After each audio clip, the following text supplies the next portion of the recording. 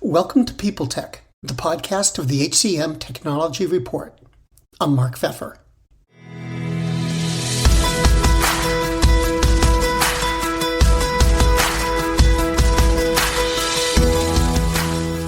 My guest today is Anthony Tavolacci, the Senior Vice President of HR Sales Strategy, Channels and Comprehensive Services for ADP. We're going to talk about HR outsourcing and how employers work with vendors, why even small businesses need data, technology's role in keeping everybody happy, and where the business is going. All on this edition of People Tech. Hey, Anthony. So, Anthony, we're going to talk about HR outsourcing today, and I wanted to try and zero in on technology's role in it. You know, what it has to do, what customers are looking for it to do. But just could we set the stage? Could you tell me about HR outsourcing and kind of what's going on in that part of the industry right now?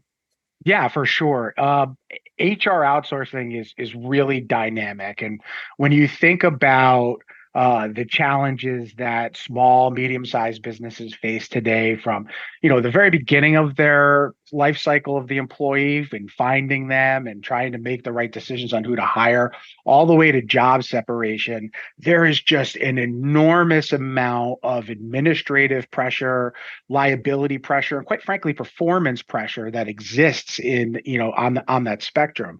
And because of that, when you think about macroeconomic events, when you think about the fact that employees are the largest expense, the largest asset, and quite frankly, the foundational key to the success of any organization, the HCM industry is booming.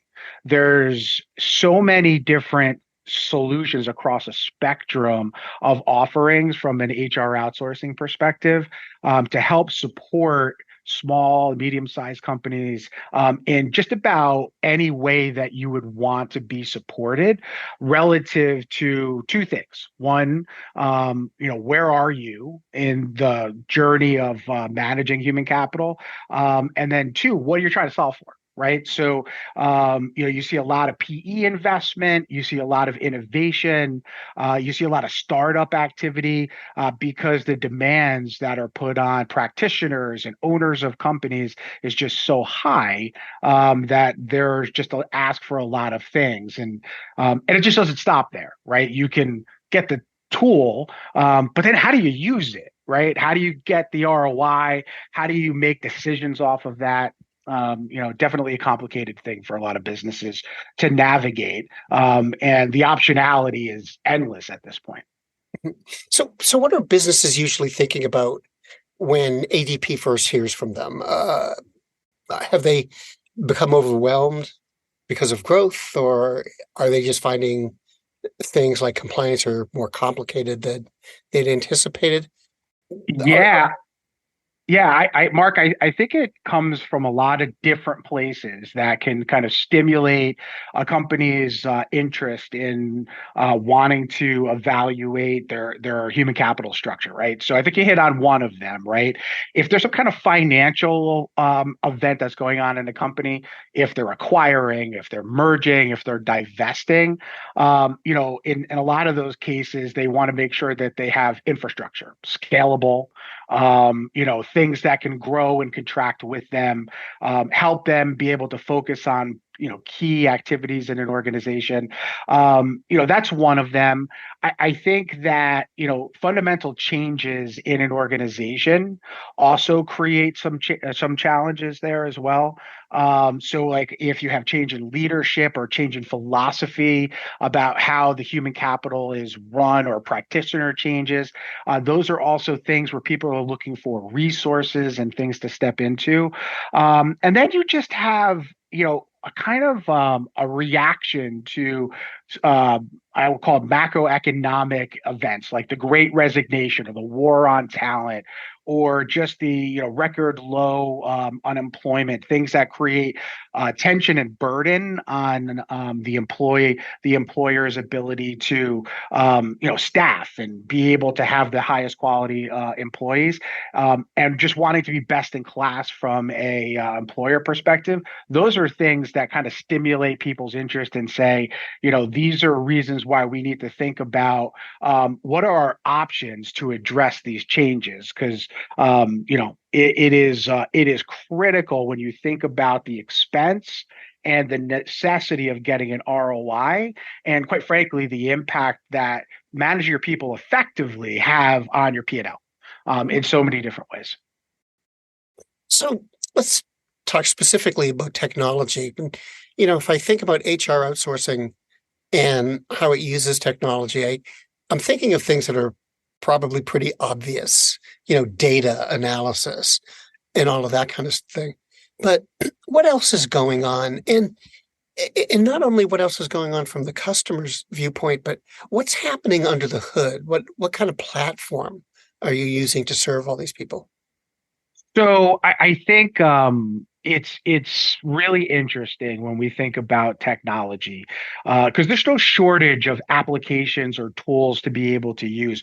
What we find is there's a spectrum that business owners are looking at in terms of how to deploy technology from an HR perspective. So you have your typical SaaS products, right, which enable them to have some software that will give them some solution oriented output on and solutions for some of their challenges.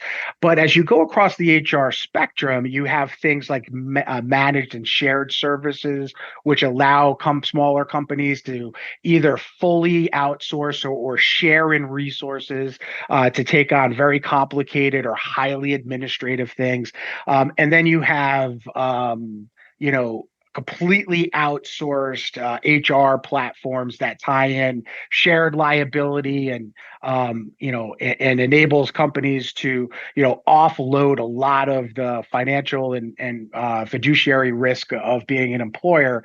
And I think what happens is companies need to take a look and understand across that spectrum what they're trying to achieve. And as a byproduct of that, they have to think about two things. One, you could have the tools and you could have the technology, but you've got to be able to execute and deploy it. And you need resources to be able to figure out how to align whatever the data insights you're looking for into practical, executable strategies that drive a company towards its strategic objectives, right?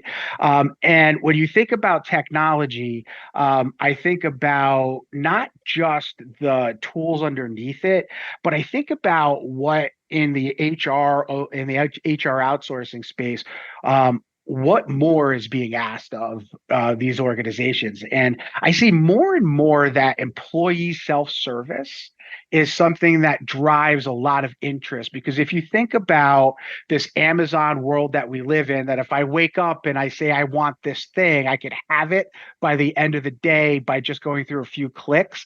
That transcends into the employer-employee relationship. If I want to look at what my benefits are, or if I want to look at what my paycheck was, or if I want to look at my W-2 or get my W-2 from a few years ago, these are all technologies that are required for a lot of businesses to be able to provide that level of interaction with their employees that they want, right? And for small and medium-sized businesses, that's not easy to get. Right. So being able to tie into those platforms. And then when you think about under the hood, you have to think about two things, right? There's just a ton of data. There's a ton of resources. There's a ton of information that's out there. What's the credibility of the information? The volume? How is it managed? And then how is it interpreted? Right. And I think from an HR perspective and from an HR outsourcing, you want to pull together that sort of trifecta of the right technology, with the right suite of solutions that really drive the engagement of your employees.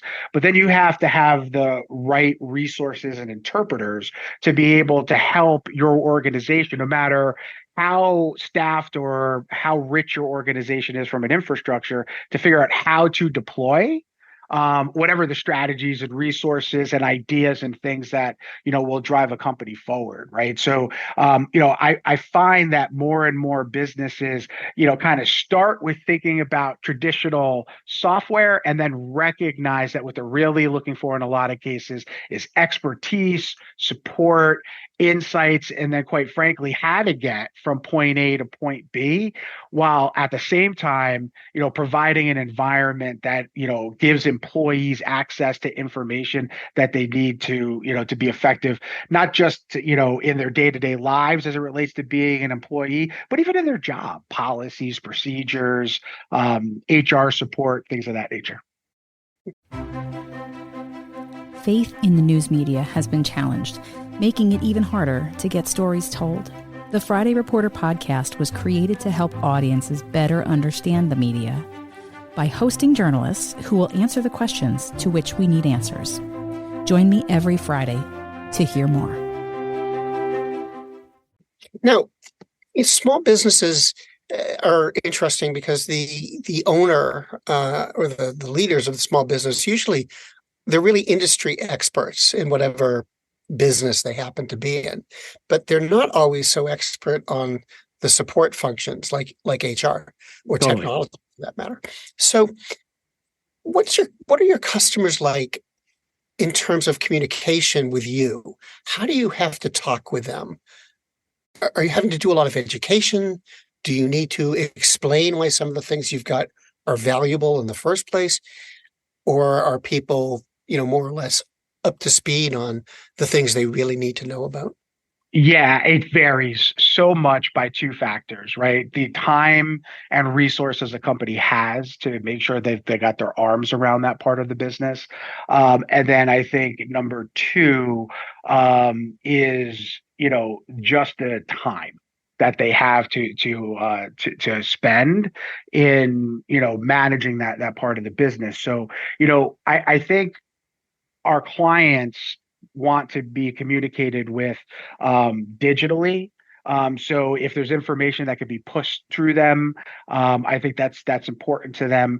I think that they want quick responses when it's really just transactional information about what is this or how do I kind of stuff. But what I find with a lot of the clients is they may on a day-to-day want to leverage some of those more transactional things. I think the thing that's really special about HR outsourcing is putting in the support of like an HR business partner that could provide strategic guidance for them and really think through not only how to get to where the company wants to go from an HR perspective or from an managing their human capital, but just the challenges that they face along the way. And I think that the dynamics of being an employer has evolved so fast over the last few years where, now you have smaller and smaller companies that are now staffed with people across state lines because of work from home and virtual and the digital environment. So the complexities of doing that has become even more of a burden with businesses just from a regulatory perspective to things like offering benefits and aligning that kind of stuff. And then just the communication as a whole. So, what they're looking for is proactive communication about the big things, quick response, easy to access information on the transactional things, and lots of resources for their employees. Like think of it this way: if you had a 20 employee company that was in the business service realm, and you only have so many hours in the day, it'd be so much better if the employees could go onto a mobile app or call into a My Life Advisor, which is sort of a service we provide to our clients' employees that could just answer basic questions for them and take that out of the C-suite or the director of HR, where they might be more focused or want to engage on things that are more strategic. So, there's so much agility now that needs to be, in play for the HR service provider for the clients, because you got to meet them where they are, and it's not even just as a norm. Sometimes it's just based on the circumstances, right? So I think that's the cool thing about outsourcing HR in a more comprehensive manner. One of the things that people always talk about when they talk about HR is data. And these small businesses, going beyond what we just talked about with HR, do they have the skills that they need to take advantage of data? And I mean, are they inclined to use it in the first place? So it depends on to what end, right? So when you think about a small company, it's who they're competing against, right? So having insights to wages and benefits and total compensation, really important, right? How to package that, to things like, if I want to grow the company into different markets, what does that dynamic look like, and all of that other kind of stuff that goes into that. So the short answer is yes. They absolutely have the capacity to see it, and most of the folks that start companies or own companies, they have the capacity. I just think what they're looking for is expertise to be able to help them cut through some of the noise that surrounds that to help them make good decisions, right? And I think that that's the essence of data in HR, right? Can I get the information? Can I understand how it aligns to the strategic business objectives I have? And then can I very simply put together a plan that gets me from A to B? Some of those are more complex than others. And I think, what happens in a lot of cases with small businesses is that it can be pushed off, or they could take a very smaller view, because the resources are sometimes harder to get to. The practitioners will spend a lot of time having to focus on the things that are required, like the administrative stuff that companies have to get through from a human capital perspective. So it's really about being able to have very quick access. But once you get the access, what do I do with it? Right? How do I operationalize it? And then how do I put that into the business plan that's going to help me grow my business, or make it more profitable, or retain my employees, or address whatever concerns that the companies have. So they have the capacity. I think it's more just, do they have the resources and the time? And that's where HR outsourcing has a huge impact, especially in the SMB space. Just the time savings, the strategic guidance on the whole people management part of the business. Those are all things that have a quantifiable impact on the success of an organization. So how is this all evolving? Are the demands from business people changing? Are you thinking you're going to be having to offer some significant new products in the coming years? Where do you see the growth? I see the growth in the fact that two things seem to be dynamic. And one is the access to information, both at the employee and the employer level, is just enormous, right? So the competitive landscape on talent, managing talent, employees understanding what is expected, what should be expected, the laws, the rules, everything that's there. So as the regulatory environment either scales up or scales down, it changes and it vacillates. The need for that guidance and support continues to be there, and I think that will always drive demand. I think that as we continue to move forward, things like artificial intelligence and generative AI, stuff like that, will provide more and more information quickly to employers.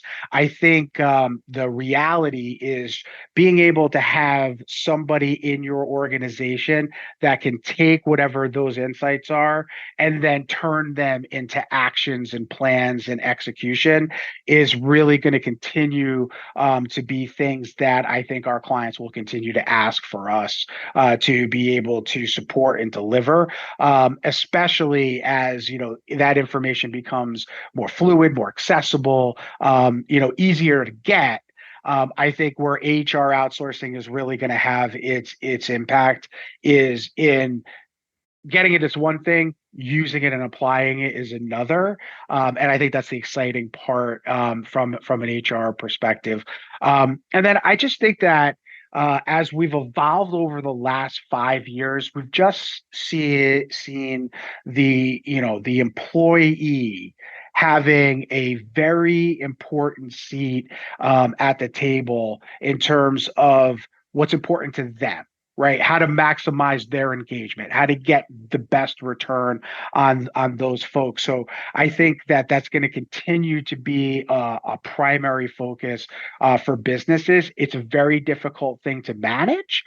There's a lot of complexity and there's a lot of different competing ideas out there. But I think it's something that when you outsource and you have the resources to be able to interpret, guide, and help you harvest that information, it'll put you in a position to really drive success in your organization as it relates to the productivity of the people that work for you.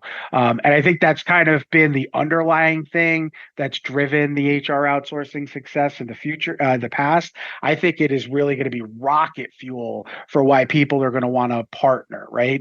Because when you think about HR outsourcing and you think about like what really are the options of a business that want to address a concern or an opportunity in their HCM space, it's really only three things. They can build it, right, which is highly labor intensive and highly expensive and full of risk.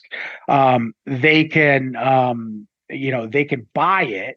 But it's the same thing. You can buy the stuff, you can buy the tools, but you have to learn how to use it. You got to deploy it, or you can partner. Right. And in partnering, you're putting things in place with people that not only can help you with the technology and the tools, but provide those key insights that help you move your business. And, as I've been in the industry for, almost 30 years, that has probably been the biggest evolution is sort of, I know everything I need to know. Now it's more, hey, can you help me go faster? Can you help me drive more efficiency or effectiveness or scalability, or do that while being more lean in the approach, or help my key practitioners focus on core competencies versus all the administrative stuff. And I think that that's really something that will continue to drive the industry. Anthony, thank you very much. It was great to meet you. Thanks for taking the time and talking to me, and I hope we'll see each other again. Thanks, Mark. It was a pleasure.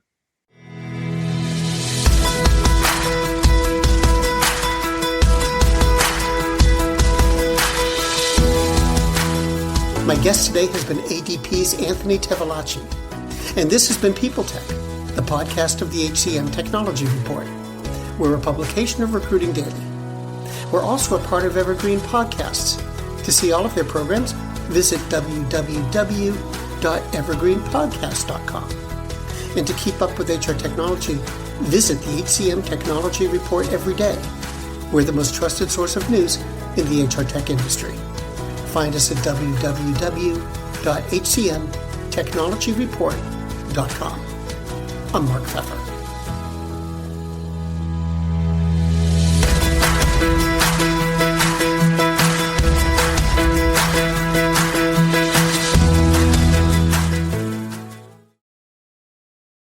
The world's best-known investor and Wall Street expert Warren Buffett once said, "Wall Street is the only place that people ride to in a Rolls-Royce to get advice from those who take the subway."